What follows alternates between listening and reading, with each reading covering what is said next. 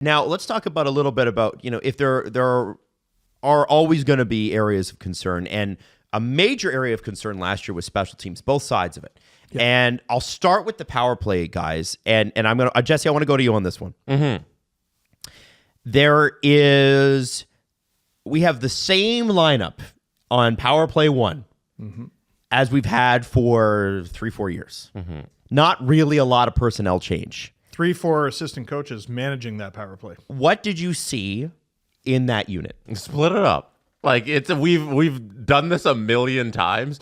All of these good teams in the NHL are going to a new thing where they don't just load up the one power play unit, unless you're Tampa, where you can just be Kucherov power play, or Colorado, or Colorado, where you don't really have the horses to do 2 units. Like, I think it's a little different. Yeah, I think the Colorado, you can just throw out Kucherov out there. He's gonna score on the power play. Either he's gonna get an assist or he's gonna get a goal. Toronto doesn't work like that. They struggle with loading up. So the best thing to do is to just try something different, and they refuse to do it time and time again. And we see other teams who, like, if the second unit comes out and they're also dangerous because they have somebody on there, like, why not give somebody in this top unit their own second unit? The second unit isn't the second power play unit. It's the don't screw up the line change unit. Yeah. The first unit gets off the ice. Make sure you don't screw that up. All right, what do we got? 35 seconds? Okay. So we're not going to be able to do anything. So when we're getting off the ice, we just need to make sure we don't screw that up to bring out the defensive guys. Okay, great. Yeah. You're not dangerous. Like, no, you're not a threat. I understand, like, the philosophy of you have everybody out there, so then when the second unit comes on, you're not handcuffed and you have to throw out your fourth line because everybody's out and those are the only guys you have left. So you bring the big guns back on the bench. They get a little bit of rest. You can do whatever line combination you want coming back out. And Justin Bourne talked a little about that when he talked about the William Nylander at center thing. He wrote an article on that. I don't know if we're getting that if you have there, but I'd like to just talk 2 seconds about that. Take it, go. But the power play thing, you can sacrifice your line change after the power play, whether you get the goal or not, because it'll generate goals. You're sacrificing the opportunity to have more bodies available, the big guns available, in the hopes that it generates more goals in the meantime. Isn't it better if you don't have access to Austin and Mitch because they scored? Like,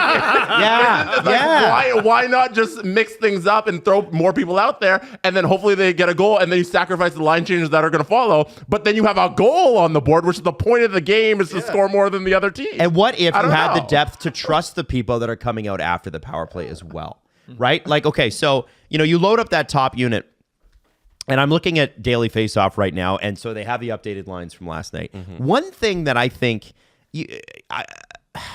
I'm struggling with something because Tavares is good down low, but is he good down low in front of the net?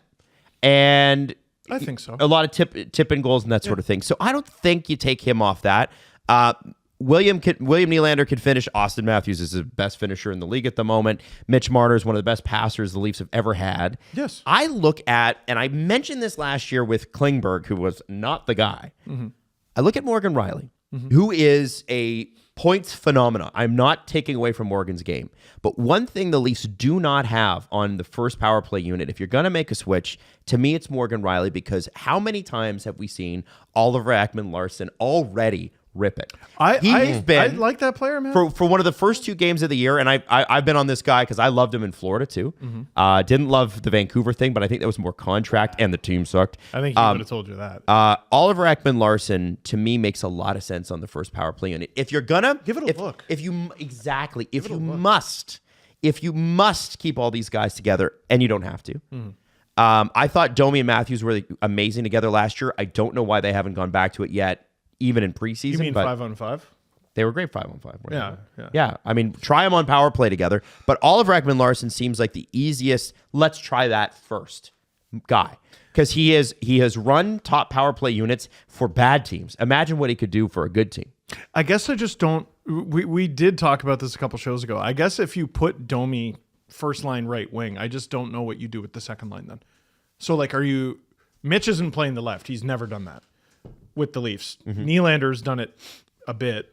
Do you do Nylander in the middle, Tavares on the left, and Nye stays with Matthews. Does Nye? I don't see why if you can have Matthews win the faceoff. I know you want to set Matthews up for a one-timer off the faceoff, so that might play into this. Are you talking about the power play or 5-on-5? Power play. Oh. I'm talking about power play. Okay. That's why I'm saying put Oliver Ekman-Larsson in for Morgan Riley on the first power play unit. Try totally. that first. If you got to make one change, that's the one. And then I look at if you want to make another change, a guy I would sincerely look at is Max Domi. I think he and Matthews have something. Mm-hmm. And can you convince Max to get in front of the net and get nasty, pull Tavares onto the second power play unit, and then you still got Marner, Matthews, Nylander on one unit.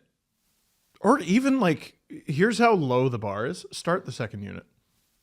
Well, and so there were people getting upset about the fact that the Leafs did play the second unit a lot more than they have in the past. They were getting upset about that? Yeah, and I did you see the first unit? Well, right. Because if you look at the aggregate of what the Leafs power play unit has done over the last few years, over the course of a season, there's no doubt that they're one of the best power play units in the league. However, guys, let's look at it from mid-February to the end of whatever game they end in the playoffs. It's annual gaslighting.